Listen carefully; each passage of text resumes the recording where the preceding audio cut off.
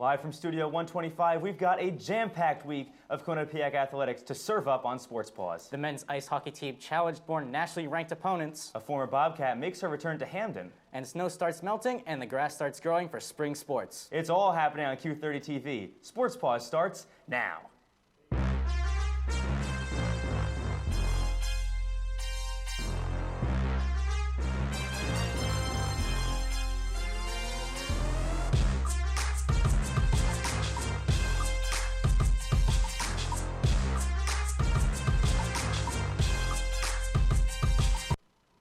And with that, let's welcome you into Sports Paws. I'm Tom Krosnowski alongside Connor Olathorn. Connor, we did it. We survived the polar vortex. We did it, guys. Yes, that is right. Tom, it was a beautiful day out today, wasn't it? Absolutely. Let's look for more of that in the future. Yep. And with the temperatures starting to rise, and so are the sports, are starting to heat up, let's get it rolling, Tom. Let's get it. The men's ice hockey team headed into the weekend off a well-deserved bye week. Would the Bobcats come off slow at number 10 Clarkson, or did the week of rest and rehab pay off for the 5th-ranked team in the nation? After that close... So Quinnipiac at Clarkson here. First period, we're going to pick it up with Quinnipiac already up 1-0. About 10 minutes in here, 2-on-1. Nick Germain is going to get the puck here to Mike Lombardi, who gets his shot by the goalie to put Quinnipiac up 2-0 here with 2 minutes to go in the first period. Let's take into period number 2. Quinnipiac up 2-1 here. 2-0. Clarkson on the attack. Pass from Campoli to Chris Clack. His shot gets by Shortridge, puts Clarkson on the board, cuts the deficit in half. Now it's 2-1 with 2 minutes to go in the second period. Now it's the third period. Nico Sturm gets by 2 Quinnipiac defenders, passes it back to Harold Egel, gets his shot in the back of the net. Game tied at 2, 16 minutes left to play. Transition here into late in the third period. Quinnipiac has made it 3-2. Craig Martin from long distance gets the empty netter to go. 4-2 is your final from Clarkson.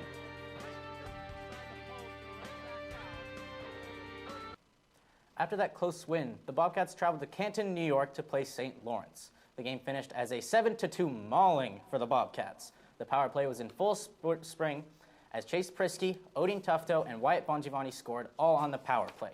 Ethan DeYoung and Bongiovanni both scored twice, while Brendan Fortunato and Tufto finished with 3 assists on the day. And after those 2 wins by the men's hockey team, let's look at the ECAC hockey standings. Cornell sits atop the conference with 20 points, while Quinnipiac and Yale are tied for second with 19. Clarkson and Harvard round out the top 5 with 18 points. Dartmouth with 15, Union and Brown with 13, RPI, Colgate, Princeton, and St. Lawrence round out the bottom of the table. Another week goes by, and the Bobcats' rankings in the USCHO polls continue to rise. After beating Clarkson and St. Lawrence, Quinnipiac has jumped over Minnesota Duluth and now sits at the 4th spot in the rankings. The Bobcats received another first-place vote this week and became one of only 4 teams nationwide to have reached the 20-win plateau. Odin Tufto and Wyatt Bongiovanni both won ECAC Hockey Player of the Week and Rookie of the Week for the 2nd time this season. Tufto leads the conference with 35 points, and Bongiovanni currently leads all ECAC hockey freshmen with 10 goals, which puts him tied for 3rd in the nation for freshmen. And of course, the biggest game of the year for the men's ice hockey team is coming this Friday night, the 17th edition of the Heroes Hack game versus the Yale Bulldogs. Recent history favors the Bobcats. They've won the last 3 regular season meetings and a playoff series last year and have not lost at home to Yale since 2011. The Battle of Whitney Avenue goes through Hamden Friday night at 7. And now we have men's hockey beat reporter Jonathan Banks live with us to give us some key points on the upcoming Battle of Whitney Avenue. Jonathan, thanks for joining us. Thanks, Tom. You were just talking about the history. Let's get it into this Friday. So I'm going to give you my keys, 3 different things to look at, but number 1 is going to be Andrew Shortridge. Last week at Media Day, Associate Head Coach Bill Riga told me Shortridge has already surpassed the coaching staff's expectations for him at this point of the year. Shorty has a .952 save percentage, the best in ECAC hockey and the entire country. Not only that, his goals against average leads the nation. There are many other stats I can rattle off. He's had such a good year, but in games like this, all that matters is if you can perform.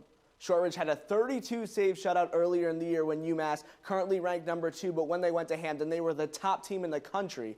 That was the best goaltending performance I've ever seen in person with my own eyes, going to NHL games or in college hockey. Shorty's experience, he's ready to go, and if he produces a strong performance like he's been all season, I would be shocked if Quinnipiac loses this one. And now my second key, we're going to go to the other team on Whitney Ave. That's Joe Snively, the senior forward for Yale. He's led his team in scoring 3 years at the Ivy League school and leads his team in points this year also by 13. That's a huge margin, especially in college hockey. He's coming in hot with 6 points in his last 3 games, but he has a glaring hole in his resume. Snively has never scored a goal against Quinnipiac. Only 1 assist last season in a 3-2 win for the Bulldogs. For Yale to get a win here, they need their best offensive player to step up in a hostile environment when his team needs him most, something Snively has not done before as a member of the Yale Bulldogs.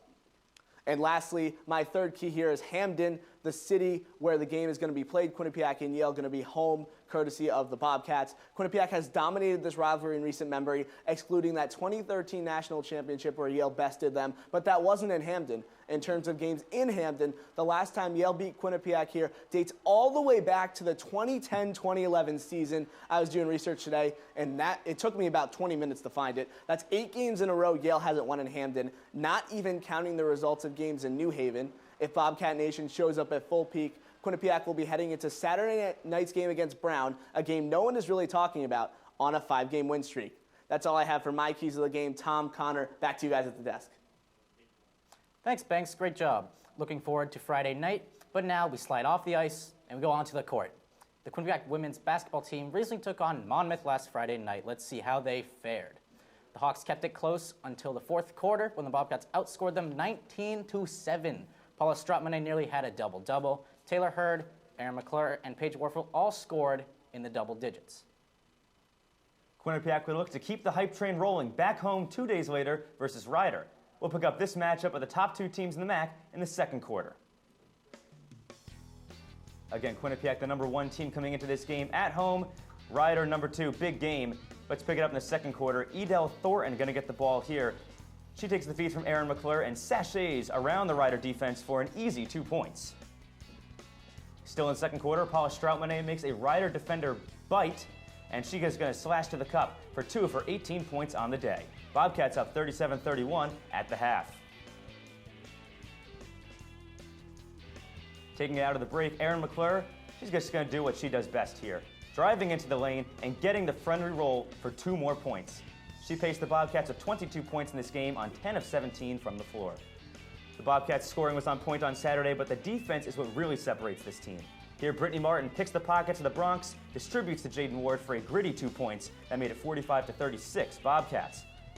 As we head into the 4th quarter, it was the law firm of McClure and Stratmane to give the Bobcats all they needed to close this game out.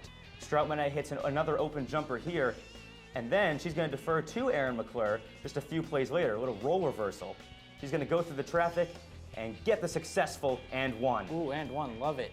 See, Edel Thornton loves it too. Bobcats handle the Bronx by a score of 72-56. Here's more from Brian Schwartz and Shane Dennehy after the game.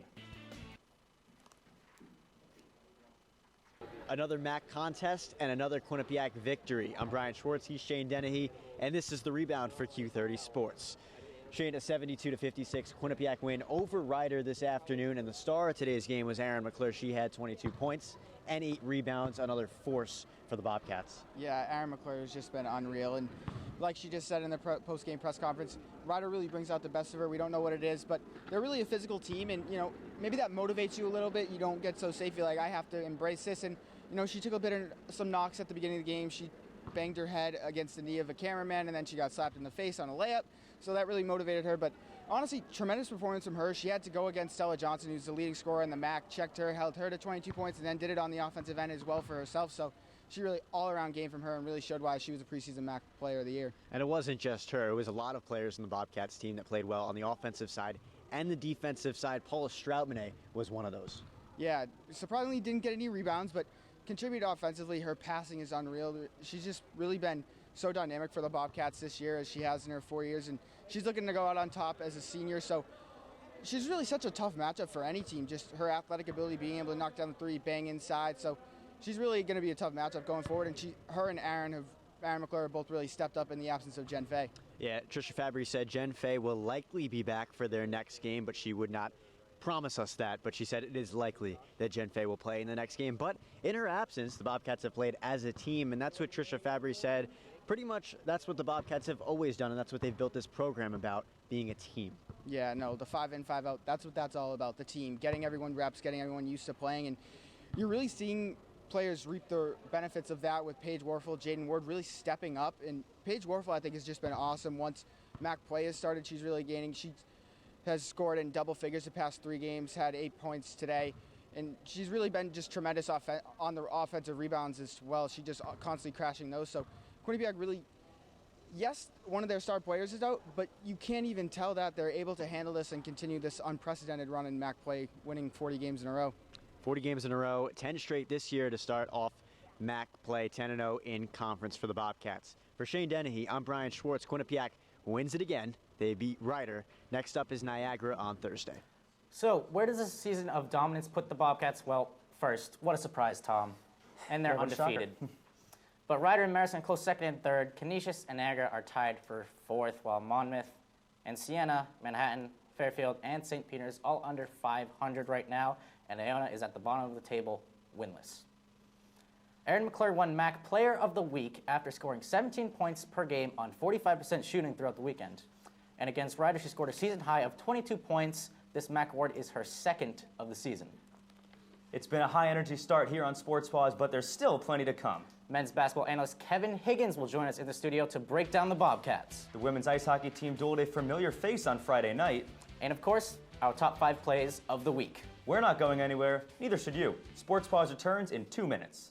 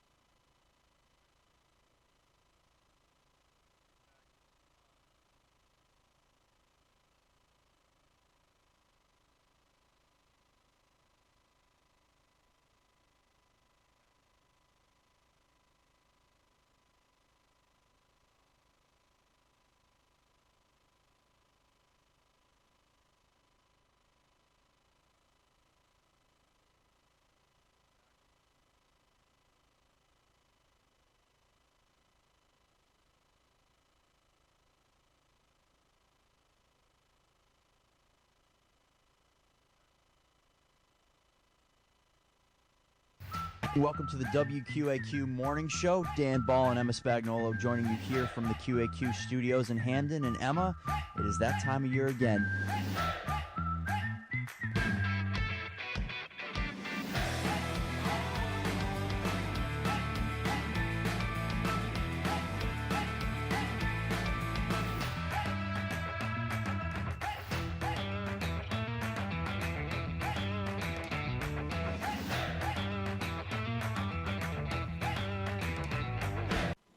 Welcome back to Sports Paws. It's time for some more basketball coverage. But this time we switch over to the men's team. They were on the road this weekend and faced the Canisius Golden Griffins. Let's see how it all went down. Despite a strong 30-point performance from Cam Young, the Bobcats still lost to the Golden Griffs 75-70. Jacob Bergoni added 18 points of his own, and he shot 3 of 5 from beyond the arc. And Abdoulaye Bundu grabbed 9 rebounds. The Bobcats were outscored 44-29 in the first half. But then the Bobcats bounced back in a big way at Niagara 2 days later, beating the Purple Eagles 84-73. Cam Young and Rich Kelly combined for just over half of the team's total points, combining for 43 themselves. Abdoulaye Bundu also provided 11 rebounds, and the Bobcats improved their conference record to 6-4. Well, I guess I'm a standings guy this week. I guess so. So let's take a look at the men's MAC basketball standings. As you guys can see, Ryder and Canisius are in first. Monmouth and Quinnipiac just below them, actually, while Siena and Iona pretty much really close right there. Iona is actually on a 3-game losing streak. Niagara, Manhattan, Fairfield, St. Peter's, and Marist round out the bottom of the table. And another basketball player of the week was won by a Quinnipiac Bobcat. It was Cam Young, again, surprisingly. It is the second week in a row that he won the award, and the third time this season. He has averaged 26 points over the 2 games this weekend and averaging 21.3 points per game this season, which leads the MAC and is 25th nationally. There's no doubt that Cam Young and Rich Kelly are the big two for the Bobcats, but who should be the third option on the team? Quinnipiac sports fans took to Twitter, and the results are in. 59% of voters think that Jacob Rigoni should be the third option. He certainly can be if the threes keep falling. Tyrese Williams garnered 26% of the vote, and Aaron Robinson and Travis Atson combined for 15%. Connor, this is one of those good problems that every coach would love to have, no? Oh, I think any coach would love this. It's depth, all depth. Now for more expertise on the men's basketball team, it's my pleasure to introduce beat reporter Kevin Higgins to get his take on the team. Kevin, how are we doing tonight? I'm doing well, Tom. How about yourself? I'm doing great, Kevin. Glad to be here. All right, we just showed the Twitter poll, and most voters think that Jacob Rigoni should be the third option on the team. But who do you think it should be? You know, I like 59% of the Twitter voters here because I also believe it should be Jacob Rigoni. Looking at the stats here, he averages about 10 points a game, which is third on the team. Also second in the team in three-pointers with 113, and third on the team in three-point field goal percentage with 38.9. But what I like the most about Jacob Rigoni, he has more of a two-dimensional game than he's given credit for. I think a lot of guys just view him as a marksman. He has a terrific pump fake. And when he's on from 3, opponents are susceptible to biting to that, and then he can drive in and either create for himself or for others down low. So I think that separates him from the rest of the pack. Yeah, Kevin, there have definitely a lot of guys who've shown out this year. But to you, who's been the most surprising player? Well, for the most surprising player, I'm going to go with Tyrese Williams. Here's the deal. A lot of freshmen in any Division I sport, it takes them time to get adjusted, right? Tyrese Williams didn't have the benefit there of a few weeks or a few games to get adjusted. Rich Kelly was down. He was immediately plugged into the lineup, and he has done nothing but contribute. Averages about 9 points a game, but he also tosses in 3 or 4 rebounds and assists per game. But here's why he's the most surprising player to me. His defense. Tyrese Williams excels when guarding opposing guards, and that was exemplified in their game against St. Peter's a few weeks ago when Devontae Turner, one of the best guards in the entire conference, was held to 7 for 18 shooting against Williams. And I think that's the key because this team, we know this team can score, but they need defensive cogs, and I think Williams provides that. And for all that to happen just in a few months of being on campus, I think he's the most surprising to me. He certainly has been impressive as a freshman. This team has won 3 of its last 4 conference games, but lost 2 straight before that. What does this team need to improve on? Do you guys know the saying, live by the 3 and die by the 3? I'm pretty sure Quinnipiac has blown up that saying and plastered it on every single wall in the locker room because they shoot the 10th most threes per game in the nation at almost 28.5 per game. They're not shooting the 3 ball at the 10th best in the nation. They're shooting it 70th best at 36.6% clip. This team is too good to take so many low-quality shots. Guys like Kevin Marfo, Abdoulaye Bundu, and Travis Atson provide a lot of help for this team, rebounding the ball and down low just in scoring. And nearly everybody on this team, I mentioned Rigoni, and players like Williams as well, nearly everybody has a good dribble and can drive inside. So I think this team is just too good to keep chucking up almost 30 threes a night. Even if that means only 3 or 4 less, I think they should put the ball inside more. Yeah, that sounds good. But Kevin, finally, do you think this team can win the MAC? I think this team can absolutely win the MAC. Look, they're 4th in the conference right now at 6-4. They only won 7 conference games all of last season, so already a big improvement there. I tried to go a whole segment without saying the words Cam Young. Could not do it, and he can't do it with this team. He averages 25 a game, or 21 a game, best in the MAC. Everyone I just mentioned earlier, whether it's Rigoni, whether it's Kelly, whether it's Williams, they all contribute. So the 3 teams ahead of them, Rider, Canisius, and Monmouth, they're 1-3 combined in 4 games against them this season, but every loss has been by 5 points or less. So I do think when it comes down to it, if they get hot, they can beat any team in the MAC and take the crown. All right, then there you have it. The state of the men's basketball team, courtesy of Kevin Higgins. Thank you, Kevin. All right, Tom, well, we're heading back to the ice. We're strapping on the skates, and we're going to take a look at the women's hockey team's tough weekend. So, Tom, here we go. We're going to Clarkson, actually. It's going to be Quinnipiac versus Clarkson in Hamden, which means the return of TT Ciafrano. She only played 2 games last year before deciding to transfer to rival Clarkson. And in the first period, Zoe Boyd with a stretch pass there over to Kenzie Lancaster. and she's going to put it in the slot. And that's going to be Randy Marconi scoring 15 seconds into the game. 1-0 Quinnipiac, and a turnover by the Quinnipiac in the zone, in the attacking zone. Now here's Elizabeth Jaguar with the puck down the right flank. And she's going to put cross crease for Lauren Gable, who ties the game 1-1 just past Abby Ives. Now in the second period, Zoe Boyd and Kenzie Prater, they're going to collide off this faceoff here, and Gable does what she's doing all year. Just backhand, one-on-one versus Ives, easy goal for her. Just such a misfortunate error for the Bobcats, 2-1. And here's Ciafrano, the first look at her as she trips up Lexia Gia. The Bobcats go to the power play, and guess who's scoring this power play, Tom? Brooke Bonsteel puts it in front, bounces off a Clarkson defender, and Lexia Gia, the one who got fouled, she's putting it in herself. Makes the peg. Exactly. And now, looking at the third period, this game 2-2 going in, and it's Elizabeth Jaguar again up that right flank. It's looking like deja vu. Well, it is. Lauren Gable finishes with a hat trick. That's her third of the day. And Clarkson goes on to win 3-2. And Tom, for those who don't know, the Clarkson roster included former Bobcat TT Ciafrano. She completed her undergrad years here at QU, but then she transferred to Clarkson last spring. She was granted a fifth-year eligibility, and that's why we saw her on the ice again. And following the game, Q30S Quinnipiac head coach Cass Turner and junior Abby Ives about what it was like to see the former player. I gave her a great handshake. It was nice to see her today. I shook her hand. I don't know. I think if there's anything I've realized as I'm getting older is just, you know, you never know what someone's going through. So as much as I don't understand why she handled her business the way she did. I can't pass any judgment, and I wish her the best. So yeah, I shook her hand. And Connor, the ex-Bobcat didn't put up any points in her return to Hamden, but we also caught up with Cianfrano to hear how she felt about seeing her old teammates. Check this out. I mean, obviously being here for 4 years, you know, you kind of put those memories in the back of your head and you look back, and especially going up that hill, you know, I had some great memories here, and I'm thankful for, you know, being able to have my time at Quinnipiac and graduate with a good degree and able to play on the ice here at Quinnipiac. It's a great facility, and you look back at the memories, but at the same time, like, you're here to play a game of hockey, and obviously I'm on the other end today, and yeah, I mean, it's a good feeling. It's good to be back, but I'm happy where I am, and I couldn't ask for anything better. I saw some familiar faces. I saw some old faces, and it was nice to come back here and see people. And at the end of the game, it's, you know, good game, good luck tomorrow against SLU, and you know, you kind of go about your own ways. If you see people on the back end once you leave, it's nice to see them, but at the end of the day, we're here for a hockey game, and that's all that matters. Some interesting stuff there for sure. The women's team was back in action the next day, hosting St. Lawrence, the same team that eliminated the Bobcats in the playoffs last year. St. Lawrence got out to an early lead, and the Bobcats' late comeback fell just short, losing 5-4. Our own beat reporters, Joe LaGrippo and Ryan Flaherty, analyzed the team's performance post-game.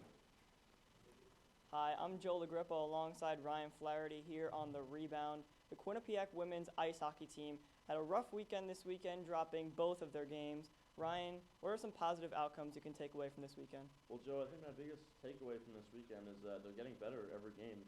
They're starting to attack offensively, and I think that's really key. They're one of the better defensive teams in the nation, but right now there seems to be a sense of urgency as we move towards the playoffs. They're creating a lot more chances. They're moving the puck well, and they're making teams uncomfortable. They're taking back that home ice advantage.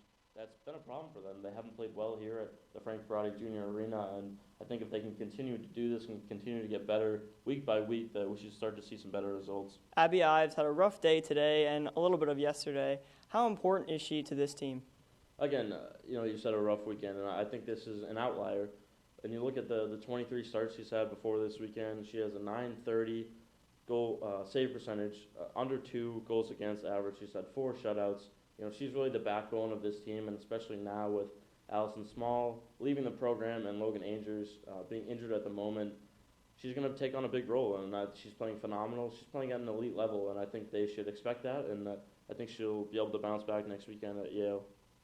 Ryan, can this team compete in the ECAC? Well, Joe, I think that's a great question, and we just talked about the belief. Cassandra Turner has talked after both games, but the belief this team has. And not only did they believe they can win and they believe they can compete in this conference, but they believe in each other and they believe in what they're doing right now. And I think there aren't any stats for a team's heart and for a team's determination. And the Quinnipiac women's ice hockey team has a lot of that right now. And I think that's a dangerous recipe come playoff time as they start to put things together on offense and start to attack. And they're getting better and better every week. And they take that heart and grit and really make teams frustrated and take back that home ice advantage like I mentioned before. But I do think they can compete, and I think they'll start to show that as we push towards the playoffs. All right, he's Ryan Flaherty. I'm Joel DeGrippo, and this is The Rebound. Thanks, guys. And with both of those losses, let's see how that shakes up the ECAC hockey standings. Now, Cornell moves ahead of Princeton for the first spot, but Cornell, Princeton, and Clarkson are all within a point of each other. St. Lawrence, RPI, and Harvard are close behind, while Quinnipiac and Yale are tied for the 8th spot. The Battle of Whitney Ave is coming soon, and it will be a game to watch out for. Don't you agree, Tom? Absolutely. It's going to be a big one for both men's and women's ice hockey this Friday night.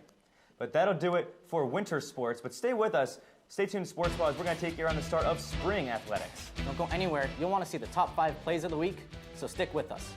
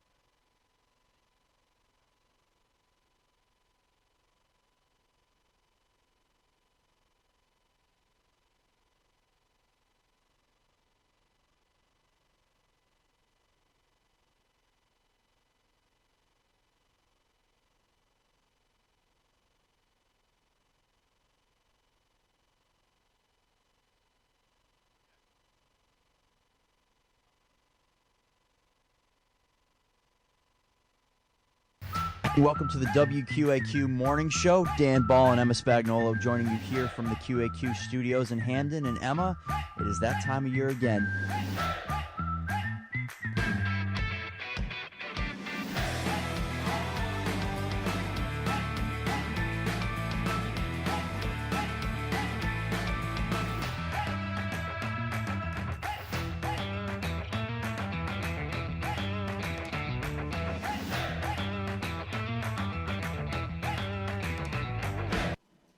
Welcome back to Sports Paws as we enter the home stretch of our show. The women's track team competed in the New England Championships in Boston, Massachusetts last weekend, and senior Kaylee Roberts led the way with a strong performance. Roberts won the 1 mile event with a time of 4 minutes, 57 seconds. This was her second straight year winning the race. The Bobcats will travel back to Boston to complete at the David Henry Valentine Invitational this coming Friday. Connor, you know what time it is. It's time for the top 5 plays. It is? It's time. Oh, wow, that was fast. Let's get started. Oh, yeah, Check I'm the ready. odds, I got the evens. Oh, you ready? I got odds. I'm hyped for odds. I never get odds. So, play number 5 here. We got Elizabeth Jaguar coming down the right flank over to Lauren Gable. I already said this one, but there's a goal for Lauren Gable, just too easy for her. At the 4 spot, we shift over to men's hockey. Here, Peter Deliberatory's initial shot is saved. Ethan DeYoung in the good position to pitchfork the rebound home. It's DeYoung's second goal of the game. Play number 3, Rosa Graham. Here, she's gonna drive to the bucket, but gets denied by Paula Strotman. She says no. Look at that, just massive. At number 2, we are back to women's ice hockey against Clarkson. This time, it's the Bobcats who pull off the nice play. Lancaster's pass to Marcon. Opening tally just 15 seconds in against the top 5 team. Storybook start. And top 5 team, they get play number 1. Here's Lauren Gable after the collision by 2 Quinnipiac defensemen. Goes backhand on Abby Ives, and she scores, completing her hat trick. And Tom, you know I always love that section. Me too. But here's the game slate. The Yale hockey team, they're coming to visit Hamden, and it's this Friday. It's 7 p.m. It's huge. It's going to be loud. You ready? I am ready, Connor. Game of the week, game of the year. And, you know, the men's lacrosse, it's time for their season opener. It's going to be Saturday, 1 p.m. It's going to be exciting because they're away, but we're not going to be able to see it. Can you believe spring sports starting already? It's too quick. But that's all for this show. And be sure to follow us on Twitter at Q30 Sports and check out our website at Q30TV.com. For Connor Olathorn, I'm Tom Krasnowski. This has been Sports Paws. Be sure to come back next week, same time, same place.